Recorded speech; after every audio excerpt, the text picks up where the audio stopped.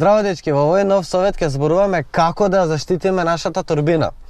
Ако сакаме да ни трае автомобилот подолго време и самата турбина, клучно е да знаеме дека автомобилот не треба го гасиме веднаш по брзото возење или по долго возење на жешки температури, бидејќи моторот и турбината се лади со помош на уљето, на маслото, а ако го изгасиме, веднаш настанува топлотен шок и за турбината и за моторот и настануваат сериозни оштетувања. Поточно, турбината се загрева до 900 целзиусови степени, а оние чипувани автомобили што ги има кај нас многу се загреваат и до 950, па со самото гасење на автомобилот при таквото возење, температурата на турбината стане до 500 целзиусови степени. На таков начин маслото започнува да гори, се деформираат сите лежишта и осовини во турбината и се затвараат каналите за ладење на турбината. Но проблемот е во тоа што турбината си има своја топла и ладна страна.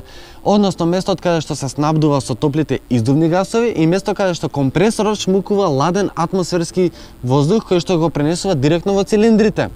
Односно се зголемува притисокот во челичното вратило, кој ја пренесува енергијата од турбината на компресорот, со што од една страна е вжештано, од другата е делумно поизладено. Па самото тоа предизвикува големи термички разлики и оптеретувања. И кое е решението за да го зачуваме нашиот мотор и турбината?